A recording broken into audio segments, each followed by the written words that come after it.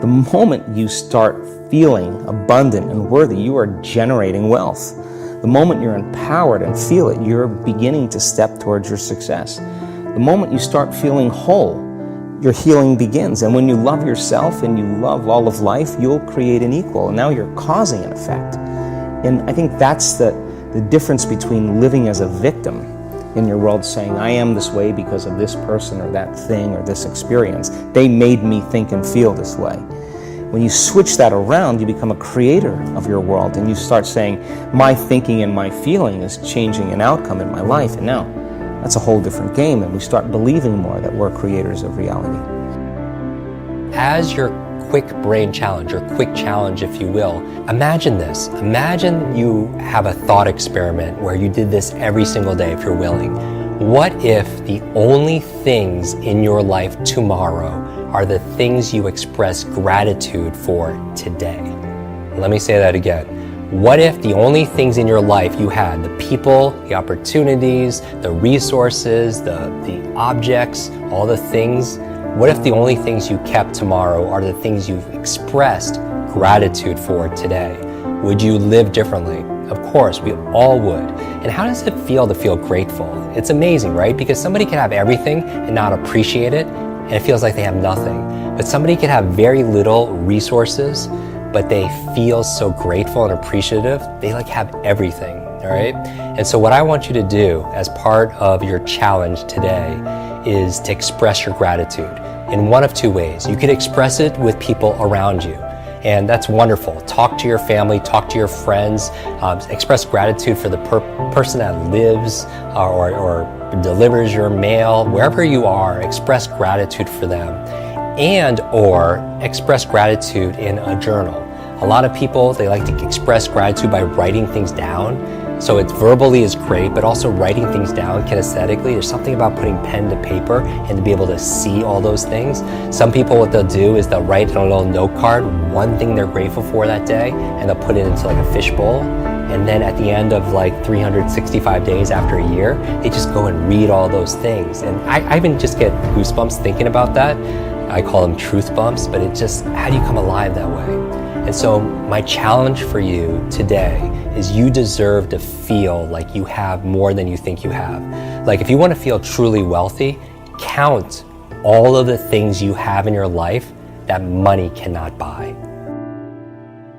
I'm fascinated by martial arts. I'm fascinated by comedy. I'm fascinated by many, many different things. I don't understand when people say they're bored, because if I had the time to live 100 lives, I'd be speaking different languages. I'd be living in different countries. I would try a number of different careers, because I think there's a lot of unbelievably fascinating, puzzling, complex things that you could study in this world.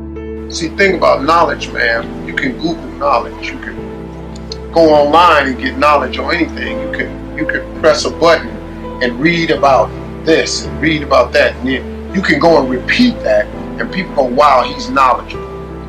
Okay, cool. But exposure is totally different. Exposure is when you see it, touch it, feel it, go there, experience it. That's different. Exposure, once you open your mind to exposure, you can never shrink your mind back down, because exposure don't decrease.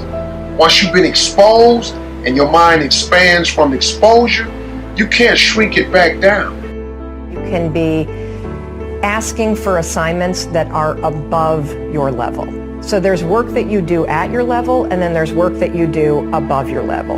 And the only way that you're going to be promoted to do work above your level is A, if you can demonstrate that you're capable of doing the work at your level, and B, if you are proactive in seeking out opportunities that expand your capability and give you a chance to work above the level that you're at. You keep looking for it outside of you. Stop. Sit with yourself. What is it that you do the absolute best with the least amount of effort? That's your gift.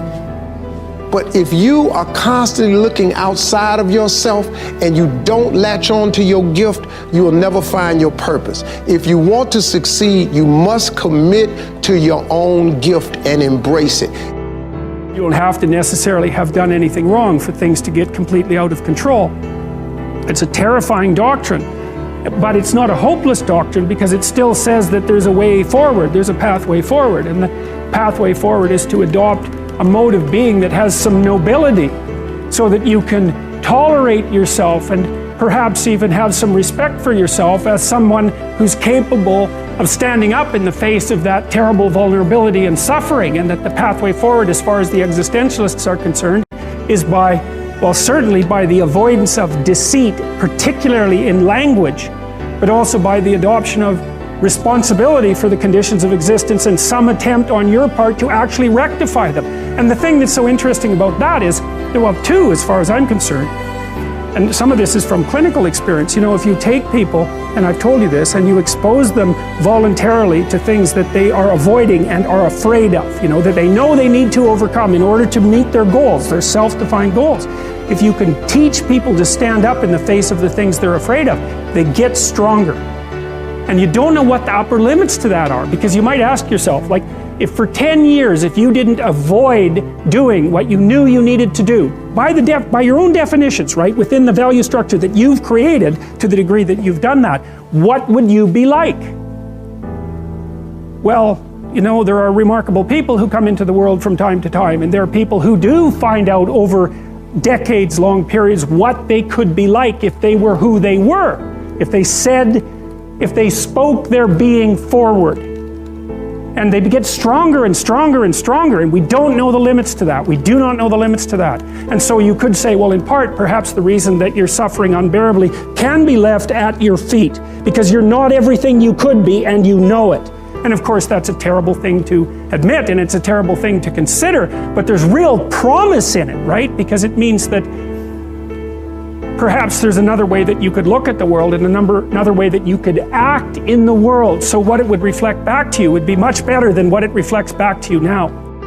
How to do something is the wrong sequence to start with.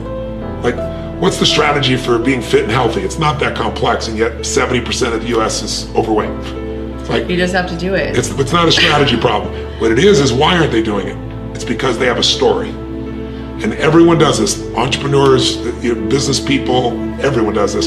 When we get fearful, when we've tried something and we're not succeeding as fast as we want, when we are afraid of failing, we come up with a story about how it's not our fault or how we're going to do it in the future, because then we don't have to feel bad. Feeling bad makes us have to deal with it. Most people are overwhelmed, so they come up with a story about, I tried everything. If you tried everything, you'd be fit. You'd be healthy. Yeah. You know, I tried millions of things. Millions, name them. 3 things they did 50 times that don't work, right? But I think if you can come up, when you change the story, when you come up with a new set of beliefs, you'll find yourself finding the strategy or using the strategies that already work that are there that right now your mind says, oh, it won't work. And the best way to change people, you got strategy, story, is state. And I always share this with business owners. You've got to be able to produce a different state in your people. There has to be something compelling. There has to be a sense of mission. Don't compare yourself. Most of the people you see on social media, or even in your personal life, or even when you go to lunch with them or see them at work, they're wearing what I would call a public mask. It's the best possible version that they can put out to themselves. And oftentimes what we do in life is we compare our real identity that we're working on and we're growing to their mask. And that's not fair to ourselves at all. Any comparison doesn't serve us. And it's oftentimes this comparison, when you're in a disagreement with somebody, it's the mask they're wearing compared to the identity you have, and then you begin to run a pattern to respond to it. It happens in fitness, in relationships, in money, and in business. Remember, you're in charge of controlling your own identity and growing your own identity and being aware of the patterns you have that do and do not serve you. Not comparing yourself to someone else's public representative. It's just the representative they're putting out there. It's not who they really are, and it's not something that you need to be aware of because it's not something you can control. The more you can begin to delineate in life between things I can control and I cannot control will be to the extent that you're more productive and you're happier. You can control your own thoughts, your own emotions, your own identity, and your own patterns, not other people's. In the business community, the number one question they're asking me right now is how to deal with millennials. Yeah. And you know, Forbes magazine #2 challenge. Yeah, and so what I say to them is this: before we deal with them, before we fix them or whatever we're going to do with them, they don't think they need fixing. That's exactly right. But we do. Maybe they don't. But we do. I share with these leaders, value them. You see, everything begins with valuing people. There are gaps, obvious age gaps, thinking gaps. But the first thing you have to do is you have to find common ground. And the common ground that I find with people is I value them, period. No strings attached. Regardless of age, regardless of anything, I value them. That's kind of Jesus-like. That's what he did in the Gospels. Now, the moment that you value a millennial, you find some common ground, you can then begin to have some understanding, of which I say it's our responsibility as elders, seniors, to understand them first, instead of making sure they understand us.